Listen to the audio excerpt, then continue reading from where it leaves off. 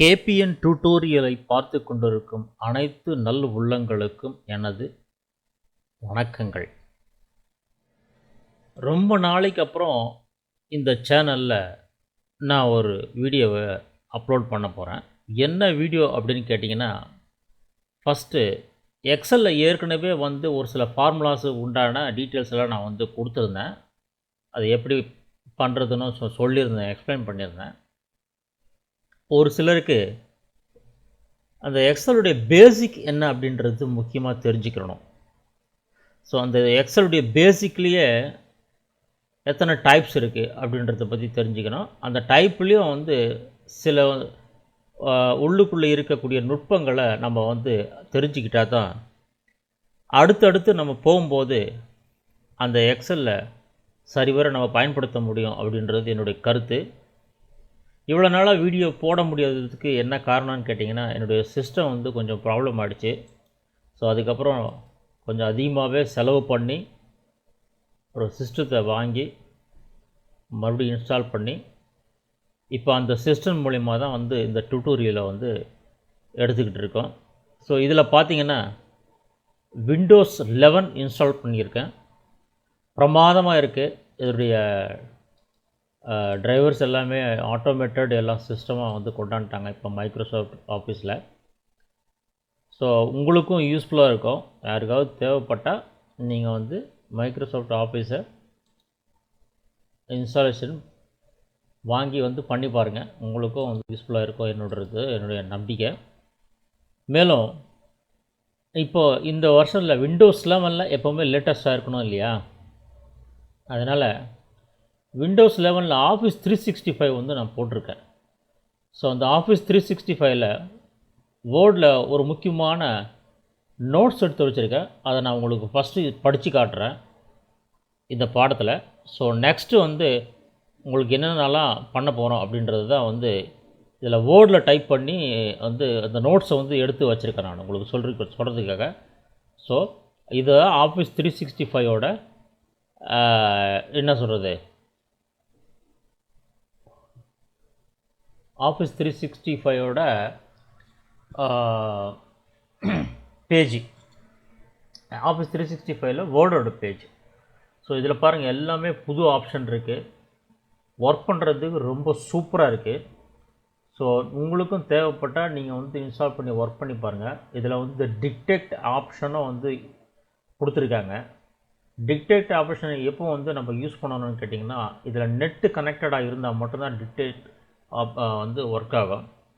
இந்த டிக்டேட் எடுத்துகிட்டு லாங்குவேஜை செலக்ட் பண்ணிட்டு நமக்கு எந்த லாங்குவேஜ் வேணுமோ அந்த லாங்குவேஜில் இயர்ஃபோனை கனெக்ட் பண்ணி நம்ம பேசிக்கிட்டே போனோம்னா நம்ம பேசுகிறது என்ன பேசுகிறோமோ அது கிளியராக அதில் டைப் பண்ணி கொடுத்துரும்.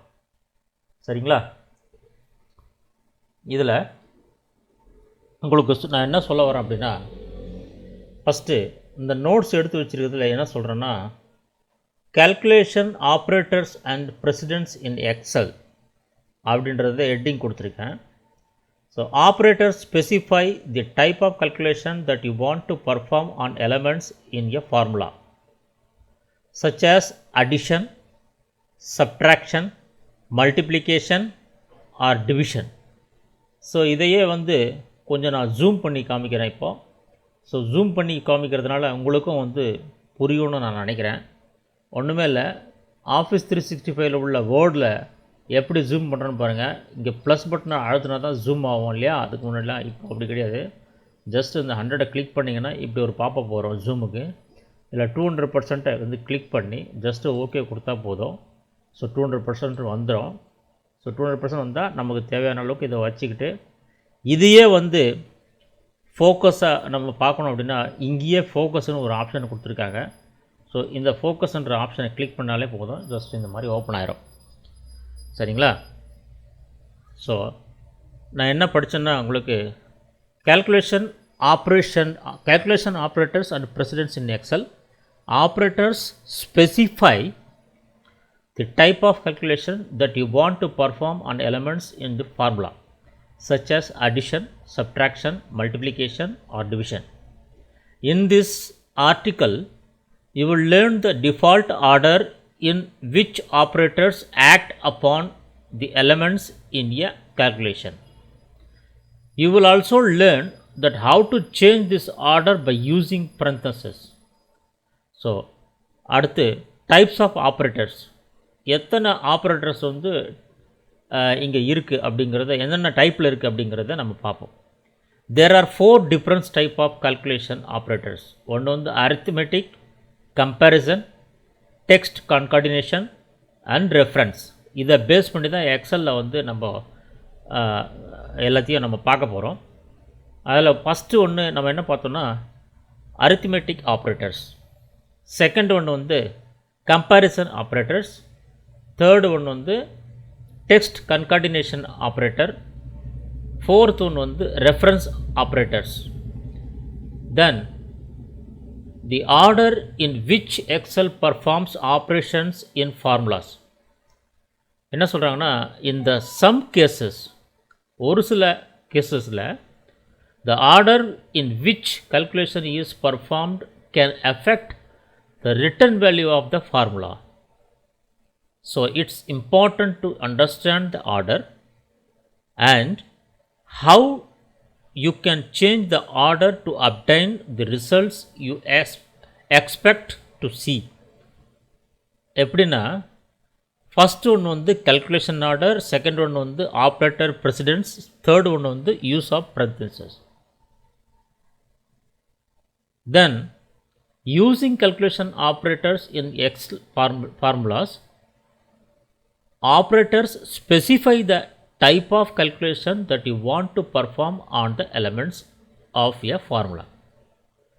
Excel follows general mathematical rules for calculations, which is parentheses, exponents, multiplication and division, and addition and subtraction, or the acronym PEMDAS. அதாவது please excuse my dear Aunt Sally, using parentheses allows you to change that calculation order. Type of operators, there are 4 different there are the type of operators வந்து there are 4 different type of calculation operators. ஒன்று வந்து arithmetic, comparison, text concatenation and reference.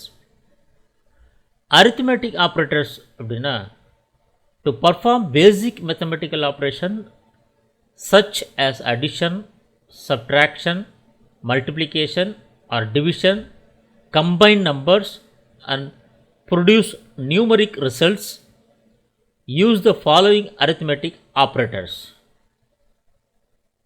என்ன சொல்கிறாங்க, arithmetic ஆப்ரேட்டர்ஸில் என்னென்னலாம் வரும் அப்படின்னு பார்த்தீங்கன்னா, அதில் ஒரு சிலது சொல்கிறேன், அதுக்கு மீனிங்கும் சொல்கிறேன், எக்ஸாம்பிளும் கொடுத்துருக்கேன். என்னங்கன்னா, ப்ளஸ்னால் ப்ளஸ்ஸோட சிம்பிள் இருக்கும் இல்லையா, அது ப்ளஸ் சைன், அது வந்து எதுக்கு யூஸ் பண்ணுறாங்க, எதுக்கு மீன் பண்ணுறது அப்படின்னா, எக்ஸலில் அடிஷன் ப்ளஸ் பண்ணுறது, அதை கூட்டுறது. ரெண்டாவது minus sign, subtraction, negation, subtraction, negation, அதாவது மைனஸ் பண்ணுறது. சரியா? ஆஸ்ட்ரிக்ஸ், ஆஸ்ட்ரிக் அப்படின்னு சொல்லுவாங்க. அது ஒன்றும் இல்லை, ஸ்டாரை தான் வந்து ஆஸ்ட்ரிக் அப்படின்னு சொல்கிறது. அது வந்து மல்டிப்ளிகேஷன் பண்ணுறதுக்கு. ஸ்டார் வந்து நம்ம எப்போவுமே என்ன பண்ணுவோன்னா, அதை மல்டிப்ளிகேஷன், அதாவது பெருக்கிறதுக்காக யூஸ் பண்ணுறோம். இன்ட்டு போட்டு பெருக்கும் இல்லையா டேபிள்ஸில், இதை தான் வந்து ஆஸ்ட்ரிக் மல்டிப்ளிகேஷன் அப்படின்னு சொல்கிறது. ஃபார்வர்ட் ஸ்லாஷ் போட்டாலே அது டிவிஷனில் போயிட முடியும். டிவிஷன்னா என்னென்னா வகுத்தல், அதாவது ஃபார்வர்ட் ஸ்லாஷ்னால் டிவிஷன்னா என்னது, வகுத்தல். தென் பர்சன்டேஜ் சைன்னா எவ்வளோ பர்சன்டேஜ் அப்படின்றத மீன் பண்ணுறது தான் வந்து பர்சன்டேஜ். 30% அப்படின்னு சொல்கிறோம் இல்லையா, அந்த மாதிரி ஒரு எக்ஸாம்பிளுக்காக சொல்லியிருக்கேன். தென் கேரட்டாக சிம்பிள் எப்படி இருக்குது பாருங்கள், இந்த மாதிரி மேலே ஒரு கூம்பு வடிவத்தில் வந்து கீழே வருது இல்லையா. இது வந்து பார்த்திங்கன்னா உங்களுக்கு கீபோர்டில் இருக்கும். எதில் இருக்குன்னு பார்த்தீங்கன்னா, மேலே இருக்கக்கூடிய இந்த QWERTYUIOP அப்படின்னு சொல்லி அந்த கீபோர்டில் வந்து இருக்கும் இல்லையா, அந்த இடத்துல பார்த்திங்கன்னா 6ல் வந்து அது இருக்கும். 6ல் அது எப்படி வந்து சிம்பிளை போடுறதுன்னா, ஷிஃப்ட்டை அழுத்தி அந்த 6 அழுத்துனீங்கன்னா அந்த சிம்பிள் வந்துடும், கேரட் சிம்பிள். அதுக்கு எதை மீன் பண்ணுதுன்னா எக்ஸ்போனன்டியேஷன் அப்படின்னு சொல்லி சொல்கிறது. அடுத்தது நம்ம ஒன்று ஒன்றா பார்ப்போம். என்ன ஒன்று ஒன்றா பார்ப்போன்னா, ஃபஸ்ட்டு வந்து நம்ம அரித்மெட்டிக் ஆப்ரேட்டர்ஸ் பார்த்தோம் இல்லையா. Next comparison operators. You can compare two values with the following operators. When two values are compared by using these operators, the result is a logical value, either true or false. Comparison operators. Comparison operator meaning example. அதாவது equal sign, ஈக்குவலை போட்டோம்னா equal to அப்படின்னு mean பண்ணுது. எக்ஸலில் equal சைனை போட்டால் என்ன பண்ணுது, equal to அப்படின்னு mean பண்ணுது. Greater than sign, greater than sign போட்டால் என்னென்னு மீன் பண்ணுது, கிரேட்டர் தென்னா இதை விட அதிகமானது, லெஸ் தென்னா இதை விட கம்மியானது. அது next greater than or equal to sign, greater than or equal to sign, ஓகேவா. Less than or equal to sign. Not equal to sign அப்படின்னா ரெண்டு பக்கம் greater than and less than போட்டோம்னா அது வந்து நாட் ஈக்குவல் டு சைன் அப்படின்றத மீன் பண்ணுது comparison operators. Then next text concatenation operator. Use the ampersand and to concatenate join use the ampersand and to concatenate join one or more text strings to produce a single piece of text. and அந்த ஜாயினோ கன்கார்டினேட் பண்ணோம்னா இந்த டெக்ஸ்ட்டோட string என்ன ஒன்று கேட்டால் produce பண்ணுறது single பீஸாக வந்து produce பண்ணும் அப்படின்னு சொல்லி சொல்கிறாங்க. For example text operators meaning எக்ஸாம்பிள்னு டைட்டில் கொடுத்துருக்கோம். அண்ட் ampersand அப்படின்றத connects comma or concatenates comma two values to produce one continuous text value. For example பார்த்தீங்கன்னா இந்த ஈக்குவல் போட்டிருக்காங்க இல்லையா, ஈக்குவல் போட்டு டபுள் கோட்டுன்னு பேர், இதுக்கு பேர் என்னது, டபுள் கோட். டபுள் கோட்டை போட்டு நார்த் அப்புறம் double quote and double quote wind double quote results in north wind அப்படின்னு சேர்ந்து வரும்.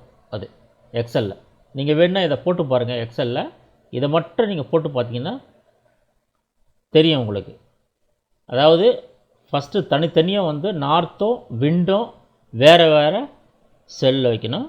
மூணாவது செல்லில் இந்த ஃபார்முலாவை போட்டு அதை மீன் பண்ணிங்கன்னா உங்களுக்கு இந்த மாதிரி நார்த் விண்ட் அப்படின்றது வந்துடும். உங்களுக்கு அடுத்தடுத்து எக்ஸ்பிளைன் பண்ணுறதுக்கு ப்ராக்டிக்கலாகவும் நான் வந்து சொல்ல போகிறேன், அப்போ உங்களுக்கு தெரிஞ்சிடும்.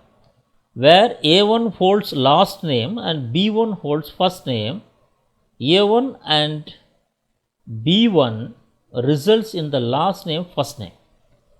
இதுதான் ரெஃபரன்ஸ் ஆப்ரேட்டர்ஸ். நெக்ஸ்ட் என்னது, reference operators. Combine ranges of cells for calculation with the following operators. Reference meaning example. Colon அப்படின்னா ரெண்டு டாட் வைக்கிறோம் இல்லையா, அதுக்கு பேர் தான் காலன்னு பேர். அதுக்கு எதை மீன் பண்ணுதுன்னா range operator which produces one reference to all the cells between two references including the two references. அதாவது B5 அண்ட் B15 இந்த ரேஞ்ச் செலக்ட் பண்ணுறோம் இல்லையா, அதுக்கு தான் வந்து காலன்னு பேர். அந்த ரேஞ்சை செலக்ட் பண்ணும்போது நடுவில் ஒரு காலன் போட்டால் செலக்ட் ஆகிடும். Next comma.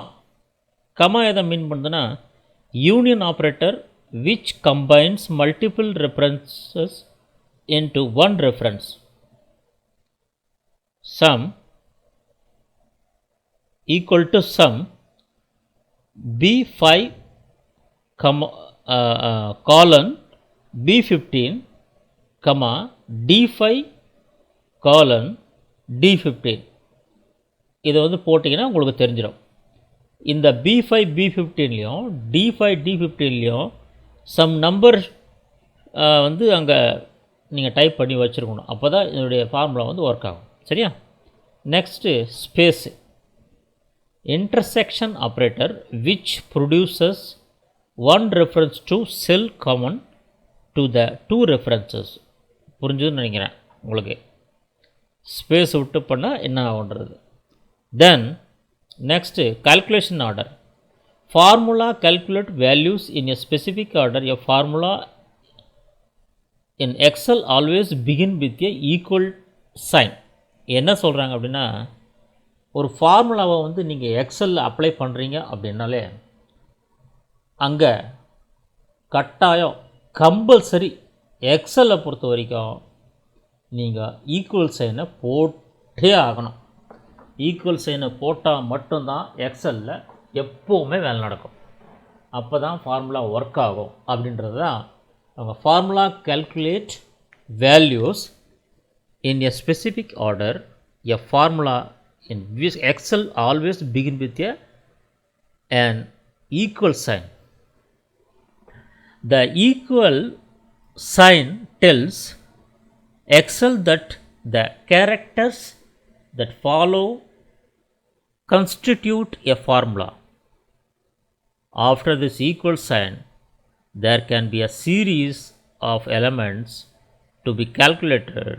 The operands which are separated by calculation operators. Excel calculates the formula from left to right according to a specific order for each operators in the formula. Then operator precedence. If you combine several operators in a single formula,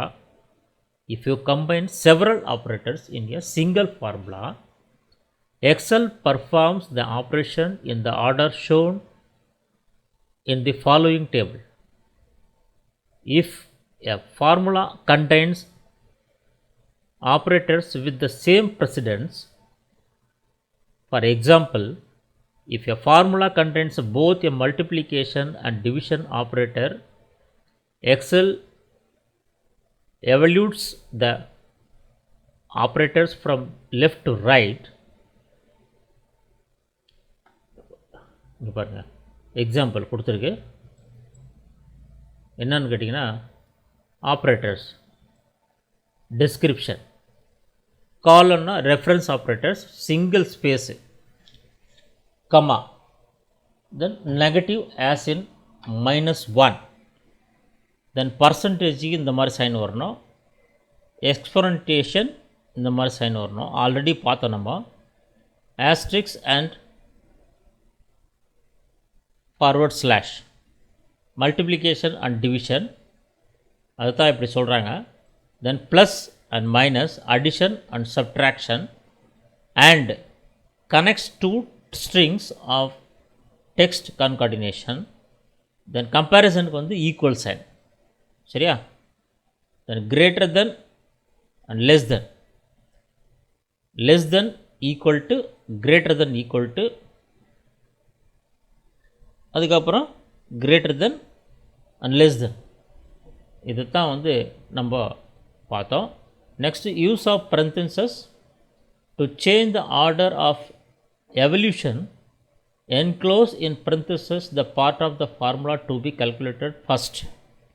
For example, the following formula results in the value of 11 because Excel calculates multiplication before addition. The formula first multiplies 2 by 3 and then adds 5 to the results, equal to 5 plus 2 asterisk 3. உங்களுக்கு புரிஞ்சிருக்கும்னு நினைக்கிறேன். நீங்கள் இதை போட்டிங்கனாலே உங்களுக்கு result என்ன தெரிஞ்சிடும். By contrast, if you use parentheses to change the syntax, Excel adds 5 and together. Syntax Excel adds 5 and 2 together and then multiplies the results by 3 to produce 21. உங்களுக்கு புரிஞ்சிருக்கும்னு நினைக்கிறேன். இதை எப்படி கல்குலேஷன் பண்ணாலே நமக்கு புரிஞ்சிரும்னு நினைக்கிறேன்.